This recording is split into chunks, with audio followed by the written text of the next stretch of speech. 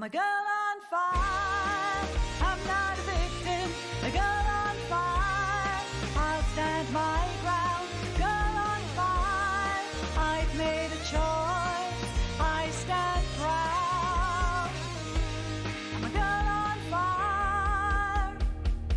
That's why I'm still a warrior. I have to keep fighting. But it feels like it's killing me.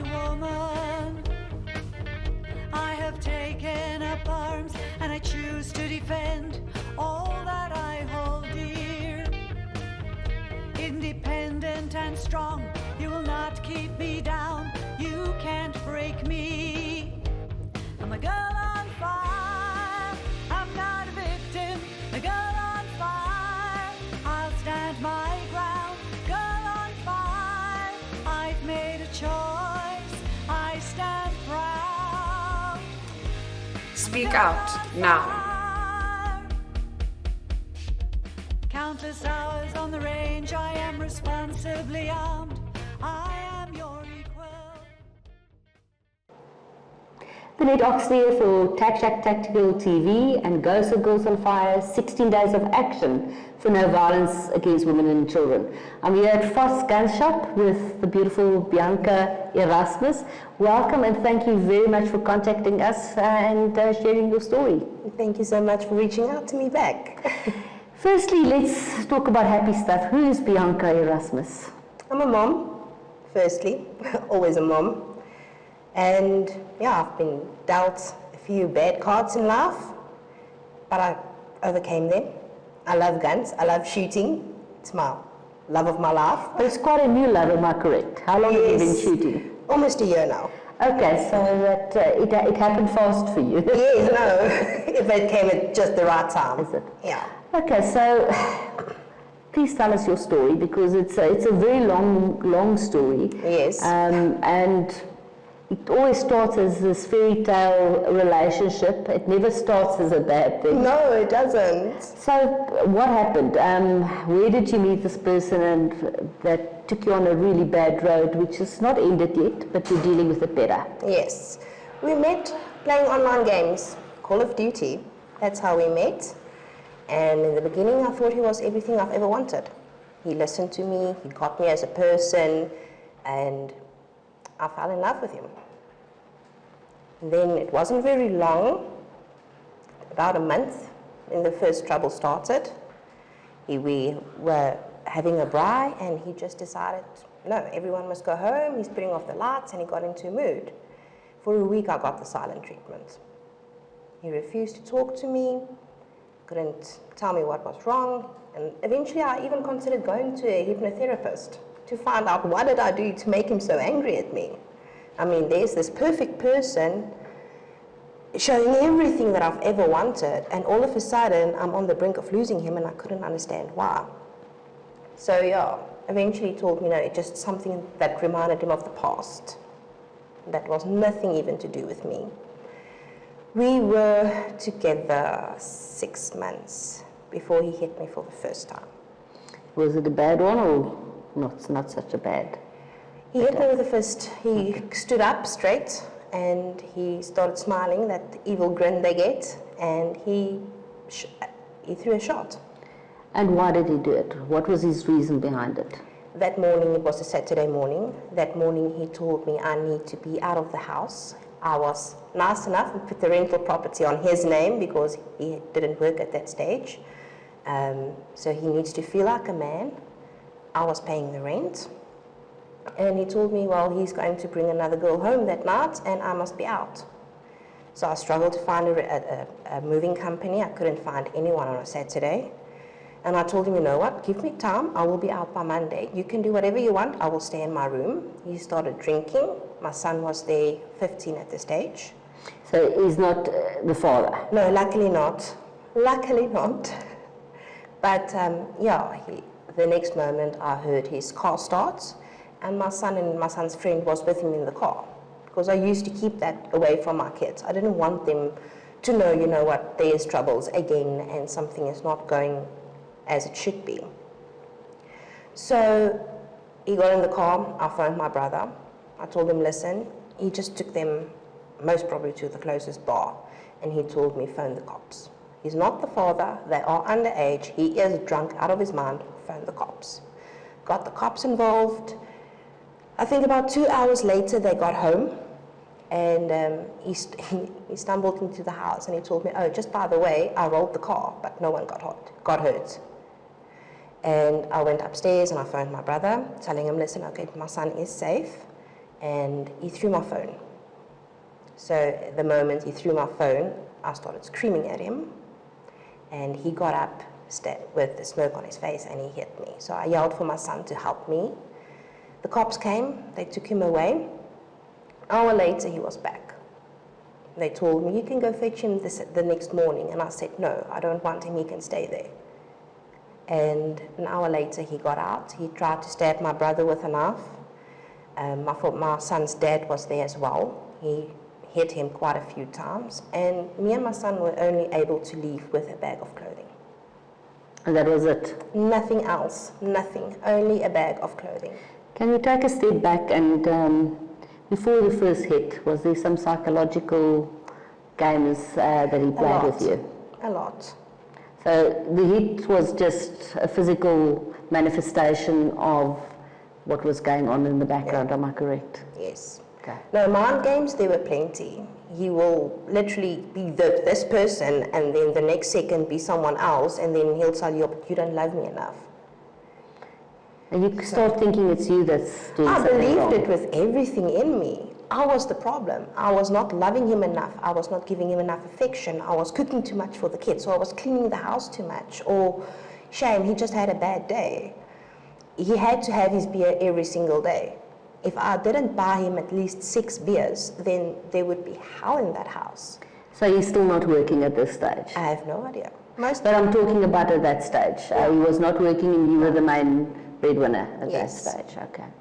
What happened then? Because you left, but it was not the end of the story. No, I went back to Vole Park, got into a bed and breakfast, and I stayed there for about a week looking for another place. So I found a flat. Me and my son walked in with our bags of clothing into an empty flat. There was nothing. He told me now I can go get my stuff in Pretoria, but I have to go alone to pack. And I hope you didn't do that. I did. Yeah. I was desperate. And what happened? In that time, he made a video. My dad passed a month before he hit me the first time. He made a video of my dad's ashes, throwing it out into the dustbin, saying this is where the rubbish belongs. And he sent that to me, my brother, my mom, my sister, my whole family. But there was more in terms of he started sharing your number, Yes, and you were running your own business, and it was also influencing you on in that regard. Can you tell us a little bit more about that? Yes, he posted me all over social media, very graphic. If you need a good time, phone her. I dated for a year, and he trashed my business all over. I had an online business, which I sell wedding rings and clothing and shoes. That was my main income. And he trashed it all over, saying, yeah, she's a scam. And I had so many clients requesting refunds because now there's this person making a big noise saying, listen, she's a scam, with a lot of scammers out there. So he gave my number to random guys. I would be stopped in the street. Listen, are you Bianca? I'm like, yes. Who are you? Do I know you from somewhere? Oh, no, Eugene gave me your number. And he said, if you're looking for a good time, I must just phone you. And I'm like, what? What was going on in your mind? How did you feel? I couldn't understand it. It's like, how can you tell me you love me and you want me forever, but that's what you're doing? I mean, how does it work? What is wrong with you as a person to do that? I couldn't understand. I couldn't understand, but still, I felt like it was my fault because now I hurt him. So he's lashing out like a little boy. So it was my fault. So did you get your furniture back? Ever? Some of it, not all of it. I lost most of it. But it's still not the end of the story. It's ongoing. When did you first notice that he started stalking you physically? when I moved back to Vale Park in my flat. He would camp outside my gate, not move, see who's coming in, who's going. If I was outside, he would know who did I speak to, why did I speak to them, for how long. My mom couldn't come visit me. My kid's dad couldn't come get them. Then he wanted to make big trouble there. At a stage, I told him, just take my daughter and go. Just go. Don't get out. Just take her and go. I'll get her clothing to you at another stage, but just go. I went to the police station in Sasolburg. They told me, well, ma'am, he doesn't have an address, so we can't get a protection order. I contacted CPF in Sasolburg more than once. My stepfather gave them money to tell them, fill his tank up so he can go. At that stage, he still had a car, so he was squatting in his car in front of my complex. CPF couldn't really get involved because it's a domestic case, and I got no help from the cops. So you were on your own? I was on my own. So you did go to Mark Buller's and he did help you to get the protection order? Yes, that was when I moved to the coast. Okay, so you moved to the coast to get away from him, and Yes. what happened then? 2 weeks later, he walked past me on the beach. So he followed you? And I was like freaking out completely, and I was hoping and praying my daughter doesn't see him, because then she will freak out as well. Then the stalking there started. So I moved to another complex, hoping it will play a little time, and I got to be caretaker there. And he made friends with other people in the complex. That's when we got Mark Bolhuis involved. He sent one of his specialists down to come and assist me. We went to the cops, got the protection order, got him arrested for the very first time. And he flew back to Johannesburg, and we thought, okay, you know, he's in jail, he will stay there, we've got enough proof against him. Big surprise, 2 days later, he was in front of my gate. Unfortunately, that is it. In the end, one is really on your own. Yeah, no, definitely. I'm glad that Mark has helped you. He's been very much involved in Girls on Fire, trying to help people in situations like this. But there's so much you can do, and then the law, the legal side will have to take over. And unfortunately, it is not protecting women. No, it is not. Definitely not. I mean, I've had white police officers telling me, listen, just stop being nasty to him. He just loves you. Yeah, unfortunately so. But at the coast, you had no support system, and that's why you moved back to the side, am I correct? Yes, yeah. April, a year ago, 2 years ago almost, it was load shedding the night, and he came into the complex again, and he grabbed me from behind and broke 3 of my ribs. That's quite serious, and you must be fearing for your life. You must have been really scared. I was scared out of my mind. Me and my son make turns sleeping. He'll sleep until a certain time, wake me up, I'll wake him up. We'll make turns like that. We couldn't both sleep because my daughter, she's still small. So we made turns sleeping. My daughter knew she had to have a tool under her bed. Her knife was with her, her pepper spray was with her. She was always armed. How old was she? She was 12 at that stage. That's scary. That's very scary. So, what changed? That you're what I see in front of me now, which is... First gun shop happened. Okay. So tell us what happened and why you've changed and feel better about yourself and about your safety and security. I came for an interview. A week later, they phoned me, I've got the job. At that stage, I was still, I can't do this, my kids will be better off just with their father, because I was told, you know, he will never stop. As long as you are breathing, he will keep on hounding you, and I can't live a life like that anymore. I was tired to the core. I was drained physically, emotionally. I was beyond tired. I got the job at First Gun Shop as a marketing, and I started, and it was a new challenge. And every day I did something totally out of my comfort zone. I had to study to do my basic for all 4 types of firearms. I had to do business, I had to shoot, I had to learn so many new stuff. And it was exciting, it was scary. And yeah, so the one day last year, he contacted me again, and I freaked out completely. I was in tears, and my one colleague told me, speak to Jaco. And I'm like, no, I don't really want my personal stuff interfering with my work. I spoke to Jaco, and he told me, Jaco, remember, you are not alone. There is people here. You are not alone anymore, but have a plan. And I did all my competencies, I bought my gun, and I got my license, and I take it with me everywhere I go. And that is important. It's not just, you don't want to use it, but you can use it. And that's what I always say to people. I'm not scared anymore. I'm careful, but I'm not scared anymore. We had a bit of a chat before the interview, and we said it's not like it's the end all that's going to save you. It's just that it changes the way you think about stuff. Yes. You do not feel like a victim, and no. And that is that whole change of mindset.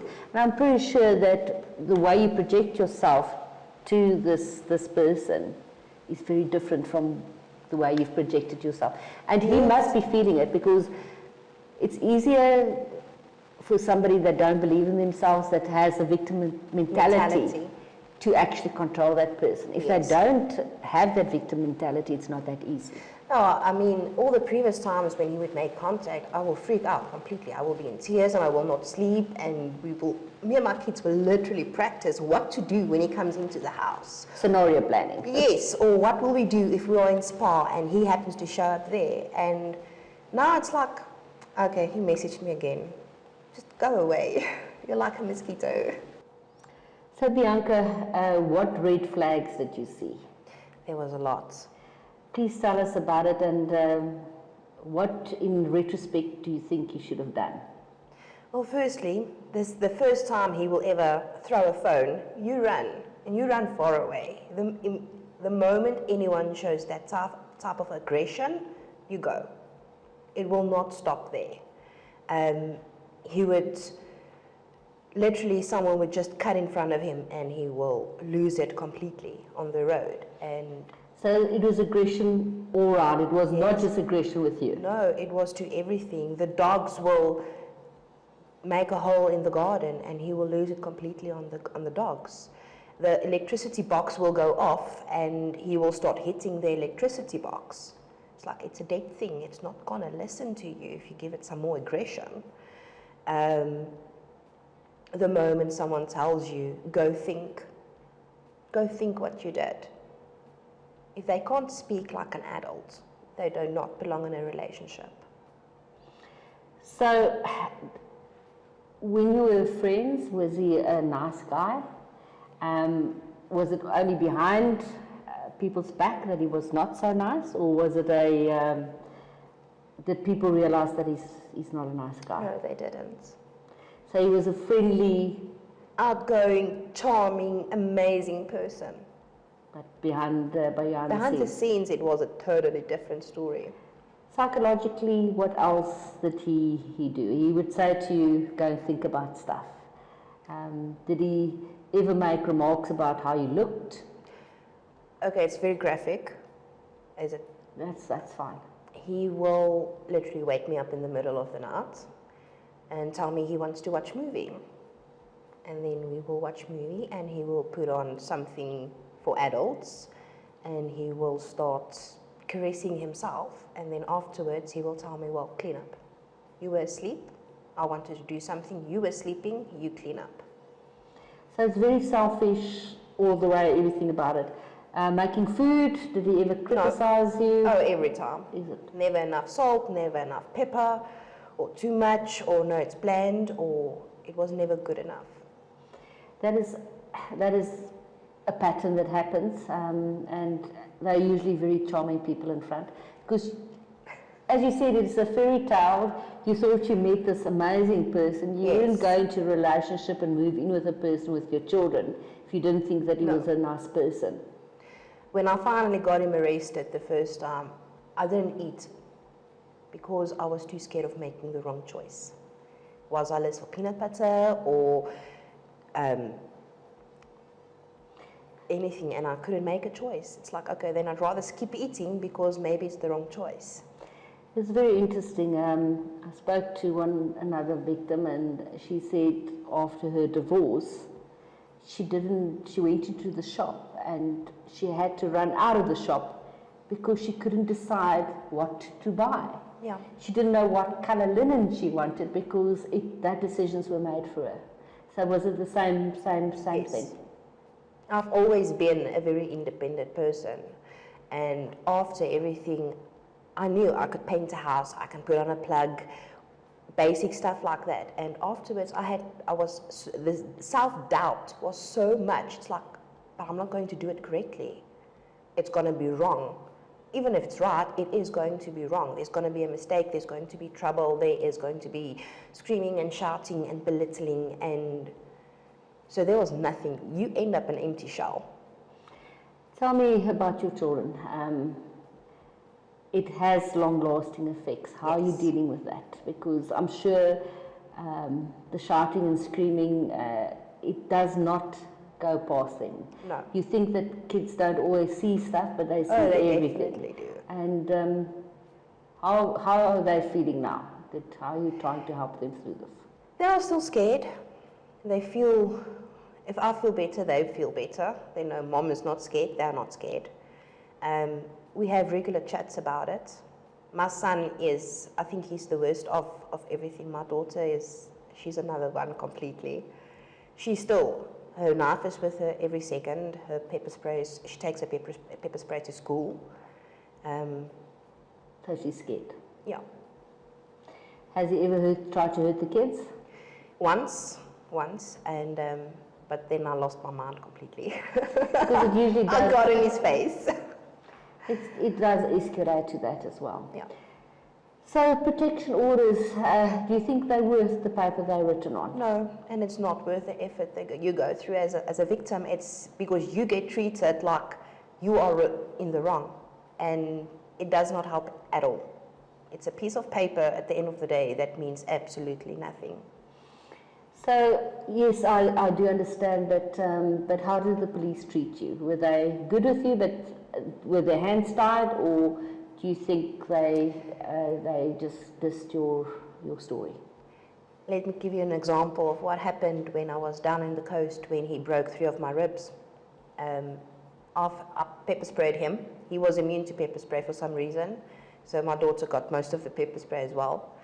And he took a hammer and he ran after my kids. It was load shedding. I had a HDR 50 caliber revolver, gas revolver, and I shot him. With a gas revolver? With a gas revolver. Yeah. I mean, he's trying to hurt my kids with a hammer. And the cop said, no, we must go down to the station to open a case. So we went down. Got there, they took me into the cells. And they said they are going to charge me with attempted murder. And I'm like, why? He was running after my kids with a hammer. Yeah, but your life was not an immediate danger. Now you know the law that it's if yours or another person, which is your kids are another person, yes, you can defend it with lethal force. And that was not even lethal force. No, it was a not. Gas pistol. Yes. And they said, well, if you don't open a case against him, he will not open a case against you. So then all charges get dropped and everyone is free to go. And I said, it's fine, because I wasn't even allowed to make a phone call for someone to come and fetch my kids. I mean, they just went through something where they saw my ribs being broken. So you're in the cells, your ribs are broken? Yes. Did they get you any medical? No. Because it could have punctured a lung and you could have died. They didn't do anything. My kids were standing in the charge office, crying, not knowing what's going on. I was not allowed to make a call to phone someone to come and fetch them at least. And I said, you know what, I will not open a case of assault against him, and he gets to drop the charges against me. No one gets locked up. So they coerced you in doing that? Yes. And when I signed that no cases will be opened up, I told the police officer, I told him, if I'm ever in trouble, I will never phone the cops again. And he said, you can't say that. Well, I just did. I will never phone the police again. That's extremely sad. No wonder your kids, your daughter walks around with pepper spray and sleeps with a knife. That's extremely sad. So, no. So, if you've got a message out there for other women that might face the same situation that you did, what would it be? Remember your inner voice. We girls are very, very, very strong. That's why men usually try to oppress us. They do not want us rising up above them, especially men like them. So remember your inner voice. You are a lioness. Remember to fight. Never stop fighting. You only lose when you stop fighting. Thank you very much. That was a powerful message. We'll definitely see you around. You're going to be part of Girls. You are already part of Girls on Fire. So I'm looking forward to seeing you on the range soon. Can't wait. And thank you so much. Absolute pleasure. Thank you.